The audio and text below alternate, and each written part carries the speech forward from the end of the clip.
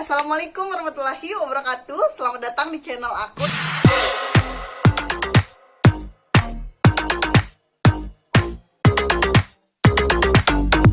Dan terima kasih kamu udah klik video ini. Dan jangan lupa buat tekan tombol subscribe sama tombol like-nya jika kamu suka video ini. Dan untuk bisa menentukan kamu suka atau tidak dengan video ini, kamu harus tonton video ini sampai habis, no skip. Oke.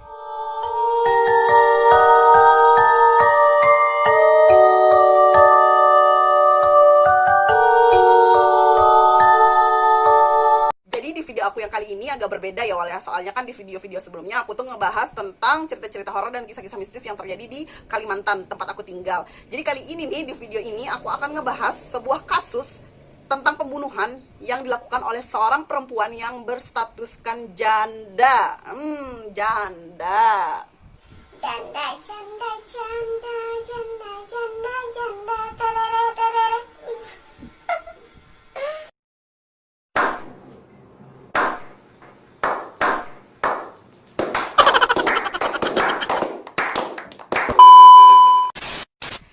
Jadi di cerita aku ini, dia adalah seorang janda, tapi dia adalah pembunuh berantai.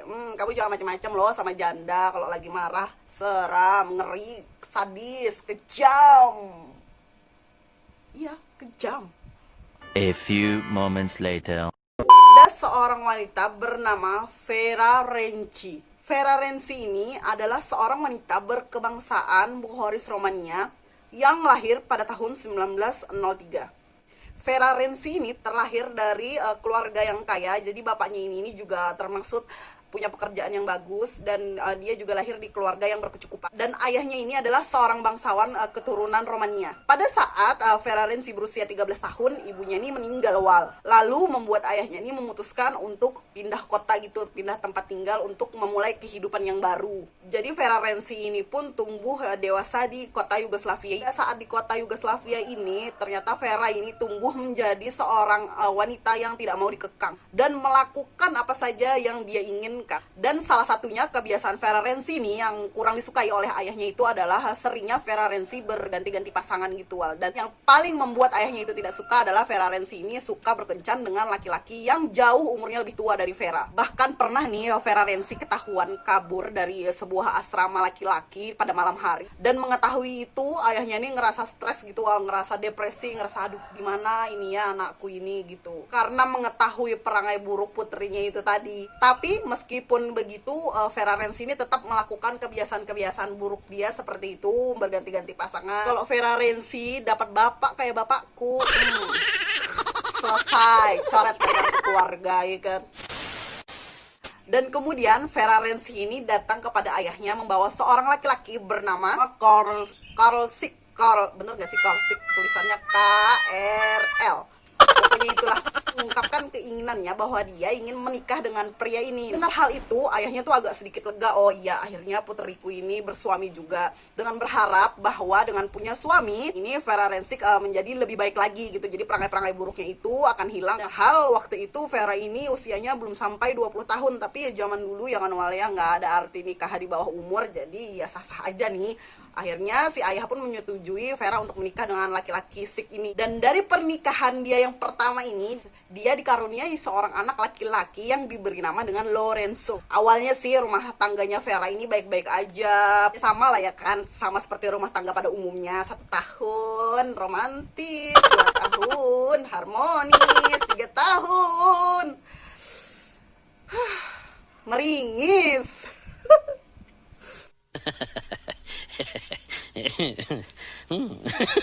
Tapi nih rumah tangganya Vera ini nggak sampai bertahun-tahun ya wal ya.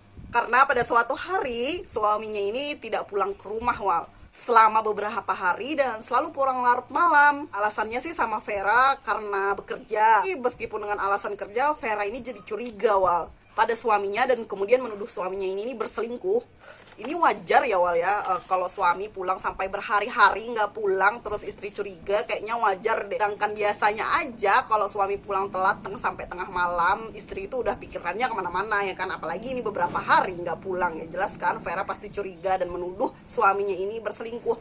Tapi nih karena suaminya ini terkenal sebagai laki-laki yang baik dan gak pernah macam-macam gitu di lingkungannya, jadi Vera ini malah yang dicemooh oleh tetangga karena menuduh suaminya ini selingkuh padahal gak ada bukti. Karena rasa cemburu Vera yang berlebihan ini tadi, Vera tega meracuni suaminya dengan menaburkan racun arsenik ke dalam minuman wine di gelas suaminya pada saat makan malam bersama Vera. Dan kemudian suaminya itu tewas seketika. Ini kayak mirip-mirip drama Korea yang baru-baru ongoing itu ya kan? Apa ya judulnya? Nah, itu tuh judulnya, wah. Setelah dia meracuni suaminya itu tadi, suaminya itu tuh dimasukkan dia ke dalam peti mati. Terus habis itu peti mati itu ditaruhnya ke dalam ruang bawah tanah yang ada di rumahnya. Pada keluarga-keluarga, teman dan tetangga-tetangganya ini, Vera ini bersandiwara dan menceritakan bahwa suaminya ini meninggalkan dia dan anaknya ini demi wanita lain, wal. Awalnya sih tetangga nggak percaya, karena kan suaminya ini dikenal kan ya sebagai laki-laki yang baik dan nggak pernah membuat masalah di lingkungannya. Tapi lama-kelamaan, terus suaminya ini memang tidak pernah muncul lagi menemui Vera. Akhirnya para tetangga-tetangga, keluarga-keluarga dan teman-teman Vera ini percaya pada cerita Vera. Setelah setahun berlalu, Vera ini tiba-tiba mengatakan kepada seluruh keluarga, teman-teman dan tetangganya kalau suaminya ini meninggal dalam kecelakaan mobil, dan semua orang pun mempercayai cerita Vera. Akhirnya sah nih Vera jadi janda, tanpa ada yang menyadari bahwa ternyata suami Vera ini terbujur kaku di dalam peti mati yang dia simpan di ruang bawah tanah rumahnya. Setelah resmi menjanda, Vera ini kembalilah ke perangai buruknya yang dulu lagi, suka sering-sering ganti-ganti pasangan, suka berkencan kesana kemari. Hal nih wal ya, setiap kali Vera ini berkencan sama setiap laki-laki di kota itu, kalau dia lagi berantem atau mungkin sedang cekcok, biasalah ya kan, setiap hubungan tuh pasti selalu ada cekcoknya, lagi ada masalahnya. Vera akan lebih memilih untuk membunuh pasangannya itu dengan menggunakan racun arsenik yang digunakannya untuk membunuh suaminya yang pertama itu tadi. Jadi berantem, bunuh, berantem, bunuh, berantem, bunuh. Mau kamu kayak gitu? Berantem, dibunuh. Dan mayat para laki-laki yang pernah berkencan dengan Vera itu tadi sama nih seperti suami yang pertama, dimasukkannya ke dalam peti mati, terus ditaruhnya lah di ruang bawah tanah rumah Vera. Lalu Vera ini menikah untuk kedua kalinya dengan seorang laki-laki bernama Joseph Renzi, tapi pernikahan ini juga nggak bertahan lama, wal. Tiba-tiba Joseph Renzi ini hilang juga, dan ini pun menceritakan kepada tetangga, teman dan keluarga bahwa Joseph Renzi ini meninggalkannya juga sama seperti suami pertamanya dan pergi entah kemana. Padahal nih sebenarnya Joseph Renzi pun juga tewas diracuni oleh Vera. Nah, Joseph Renzi ini adalah laki-laki yang menjadi suami Vera yang terakhir. Di nama suaminya inilah jadinya nama Vera ini jadi ada nama belakangnya Renzi, kan nama suaminya tadi kan Joseph Renzi. Nah, dari nama suami inilah si nama Vera menjadi Vera Renzi. Lalu pada suatu malam Vera ini menghadiri sebuah pesta dan sawal, lalu bertemu dengan seorang bankir yang muda dan tampan. Namun nih sayangnya bankir ini ternyata sudah mempunyai istri. Tapi karena Vera udah kebelet, sama nih kayak pelakor-pelakor di luar sana, udah kebelet, udah wah ini tampan banget ini, wah ini kaya banget ini ya, semubazir ini kalau nggak dibagi-bagi, kata pelakor kan. Pokoknya nggak kehabisan akal untuk mendekati si bankir muda ini. Dia mencari segala cara untuk bisa mendekati bankir muda ini. Dan akhirnya dengan kecantikan si Vera ini, si bankir muda itu tadi terpesona dan luluhlah hatinya untuk si Vera. Laki-laki ini ya muda aja tergoda kalau ngeliat wanita cantik, apalagi berstatus janda. Apa sih? Ternyata pelakor itu udah ada ya dari zaman dulu dan nggak punah-punah gitu sampai sekarang. Andai aja pelakor itu kayak dinosaurus sih kan, wal, bisa punah gitu. Kamu para laki-laki yang suka jelalatan matanya ngelihat para wanita-wanita yang berjiwa pelakor ini, aku doain semoga kamu ketemu pelakor yang kayak Vera ini, mampus gitu. A few moments later. Senanglah akhirnya Vera ini kan ya, karena sudah berhasil menggait si bankir muda ini. Namun ternyata tanpa diduga-duga si istri bankir ini hamil, wal. Nah, karena hamil itulah bankir muda ini ngerasa bersalah dengan istrinya dan berniat untuk mengakhiri hubungannya bersama Vera. Kemudian bankir muda ini pun pergi menemui Vera ke rumahnya karena mendengar si bankir muda ini tadi mau mengakhiri hubungannya dengan Vera. Vera ini jadi nggak terima, wal, dan akhirnya dia pun juga membunuh si bankir muda ini tadi. Si istri bankir ini nungguin nih suaminya di rumah, kok yang nggak pulang-pulang suamiku ini gitu. Beberapa hari kemudian si istri ini melapor ke polisi dan dia ini sudah menaruh curiga sama Vera, wal. Sayangnya nih, wal, di penyelidikan pertama polisi tidak menemukan bukti apapun. Vera ini lepas gitu dari tuduhan dan kemudian kasus itu ditutup.